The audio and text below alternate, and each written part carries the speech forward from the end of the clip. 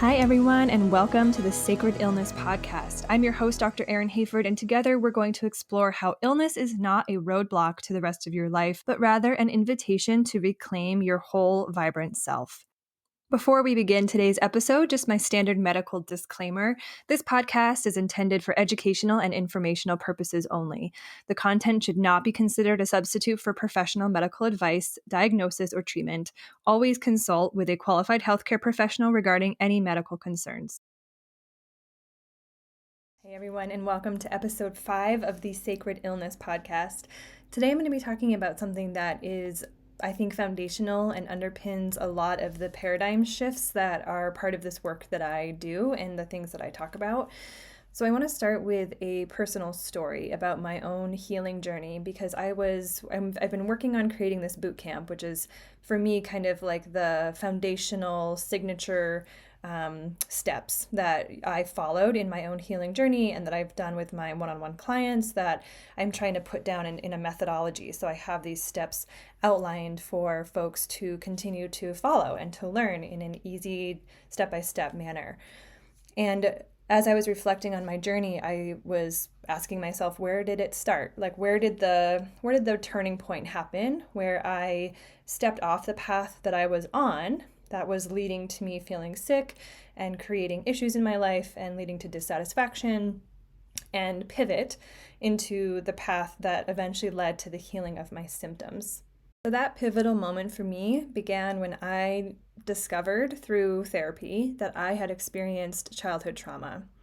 And the reason this was pivotal for me was because it was the first time in my life that I really deeply recognized and understood that the things that I had grew up around, the things I was told, the things that I witnessed, the things I experienced were not normal. They were not okay. They were not safe. They were not healthy. But beyond that, what I really learned that really started to change my life and put me on a different path was that the thoughts and beliefs that I had inherited, so to speak, from those events were faulty. They were not really me. And beyond not being me, they had become this lens through which I was seeing my entire world. Because, for example, let's say, which is true, I adopted this belief, I am not enough. And that belief was like glasses. It was like sunglasses. It was shaded everything in my life. It changed how I perceived everything in my life. And so it prevented me from pursuing relationships that felt fulfilling, from stepping fully into jobs that felt really aligned with who I was, from saying things and speaking my needs and showing up in the world that felt really true and resonant with me. Because this belief was saying, you're not enough, so kind of like pull back, like don't go in all the way because what do you have to offer? Who are you? Why are you anything special? And so that is just one of many beliefs that I have been working on since understanding this sort of like, again, inheritance that I got from my childhood experiences. And all of them are part of those layers of the onion that we talked about in one of the previous podcast episodes that contributed to pushing me further and further and further away from my authentic self. As we all hold these beliefs, whether they arise out of traumatic experiences or not, it's very, very hard for us to be untouched by the environment in which we grow up, by culture, by society. There's things that influence us to create or develop beliefs about ourselves, about the world, about other people, that take us away from what we really believe, what we're really aligned with, what's really in our core self, what feels really, that kind of like excited inner feeling you get when something feels really, really right. Anything that takes us away from that is something that is going to change the course of our lives in some way, shape, or form, and therefore take us further out of alignment with who we are. And again, we all have some of those beliefs, and some of us more than others. Likely those of us who experience trauma have more of those experiences and more of those beliefs. And the reason for that is because we had to develop beliefs that were in alignment with the situation at hand to keep us safe. The number one goal of our body, of our nervous system, is to keep us safe. It's wired for survival. And so when we're encountering trauma, obviously that is something that is in direct threat to our safety and survival. And so our brain does a really good job of imprinting this event in our memory center and in our emotional centers. And from that event, we are creating this story about what it means about us, what it means about the world. And so our brain is helping us remember this so that we can stay safe. So these beliefs serve to keep us safe. That's the belief. That's why we continue to engage in them. But ultimately, they are causing harm. But before we get into that, let's back up a second for a moment about dysregulation. This is a word that is talked about a lot nowadays, and a lot of us have some idea of what it means, but I want to get really clear on the definition of dysregulation because it is key to a healing journey, particularly when a person is working on chronic illness and symptoms. So when we experience stress, it is normal and natural for us to activate our system, to activate and to move into a state of fight or flight. That's a normal reaction. And fight or flight is literally a physiological response that's happening inside our bodies where the body is preparing to either fight the threat or run away from it, which is flight. If that is not an option, if we can't fight it or get away from it, then we're going to move into freeze, which is this kind of temporary state where we are shut down. And the purpose of that is to conserve resources in our bodies in the event that we are able to then run away or fight the thing later on. Again, this is normal.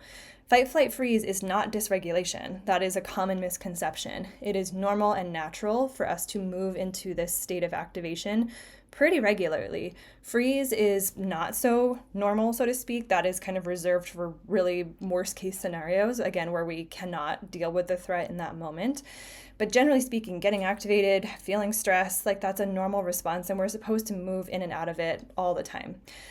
However, it is not the state that we're supposed to stay in. It's a temporary thing that's supposed to happen to deal with the threat and then move back into a state of calm and connection with self, connection with the world, feeling safe.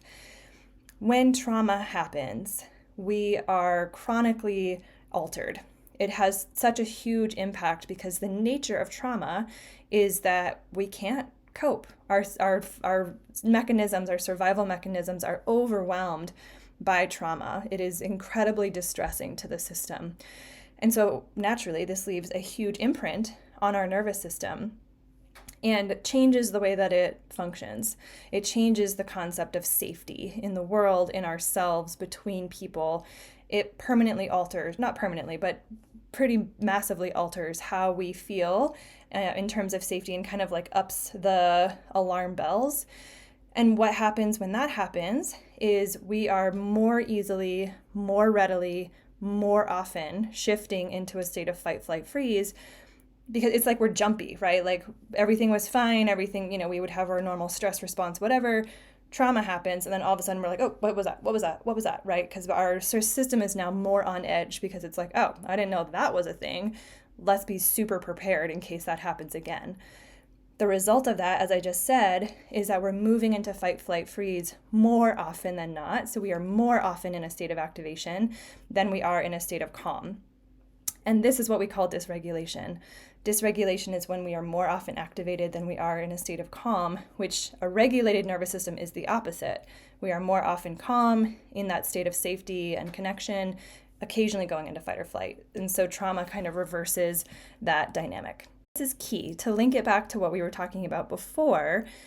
The traumatic event or events, because some trauma is defined by an ongoing situation, is the initial insult, right? So it's sort of the initial thing that puts us into this state of activation. But it is the story that our conscious brains, that our evolved mammalian brains develop around that event that keep it alive in our bodies. This is exactly what Peter Levine, who's the father of somatic experiencing, he's the person who really studied this somatic therapy and how trauma gets stuck in the body.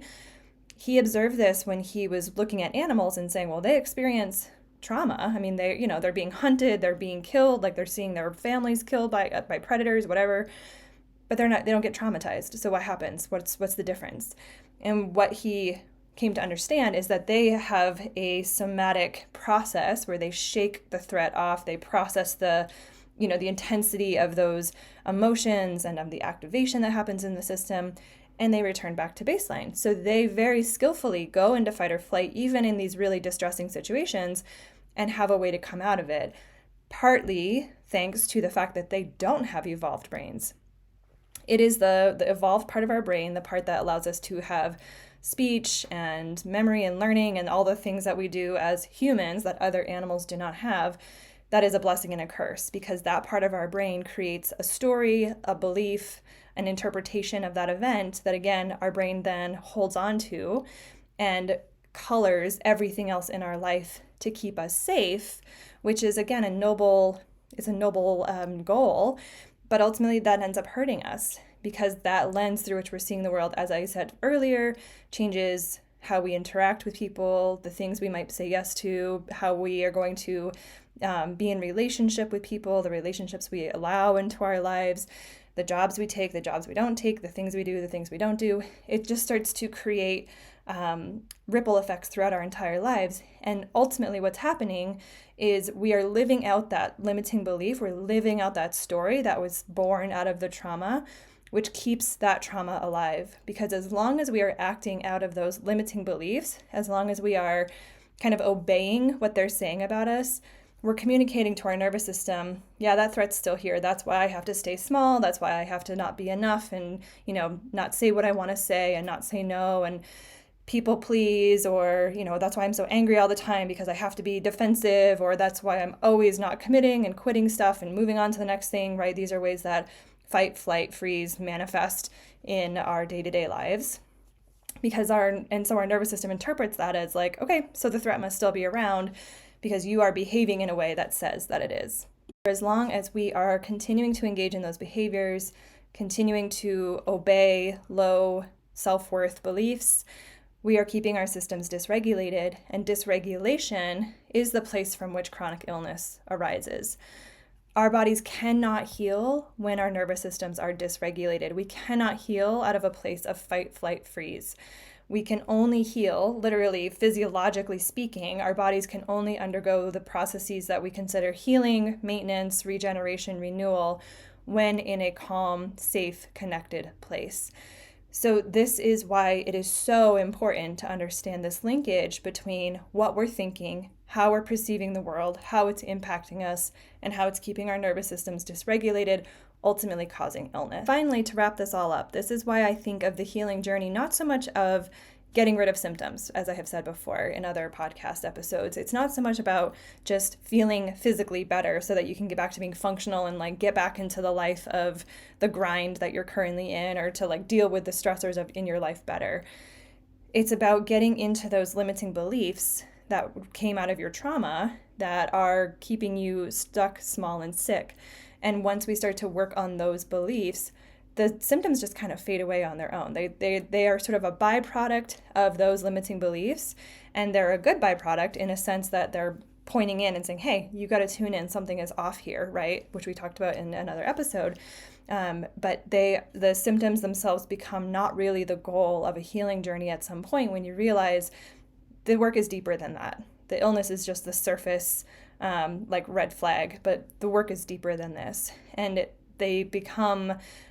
just becomes something that starts to fade away as we tune into really working on those limiting beliefs. So ultimately, the healing journey is a journey back to yourself, reconnecting with who you were when you were born, before all the layers of family conditioning and cultural conditioning and society conditioning, etc., took you away from that self, altered the way you show up in the world, told you were not enough, took away your innate connection to your intuition, your needs, your wants, and desires, told you they were stupid, told you they were not achievable, told you were not worthy of having them, etc., etc., etc., right? There's so many layers that we can pack on depending on what we experienced. So again, really inviting you to think of a healing journey as uncovering these limiting beliefs, understanding that these beliefs are what keep trauma alive. So it's not enough to understand that you had trauma. It's not enough to understand that your system is dysregulated and to do these kind of, exercises we see people doing of okay, just breathe deeply, or tap your body, or do those things help to discharge the energy. But if you're not getting at those subconscious beliefs and reprogramming them, nothing is going to change until that happens. That is foundational to the healing process on all levels: mental, emotional, spiritual, physical, and beyond. So let me know what you think about this episode, and if it's helpful for you, I really encourage you to check out the Sacred Illness community. This is where I am teaching this methodology that I'm working through and creating about how I perceive this work to go, and how we really start to get into those subconscious beliefs and rewiring them so that we can see symptom resolution and we can start to feel better, but ultimately so that we can be ourselves and achieve the freedom and purpose and connection and life that we deserve and are worthy of, whether you're able to see that right now or not. Thanks so much for joining us for another episode of the Sacred Illness Podcast. If you found this information inspirational and educational, we encourage you to check out the Sacred Illness community, an online space where you can gain access to deeper explorations of these topics and step-by-step guidance to finding the root cause of your illness.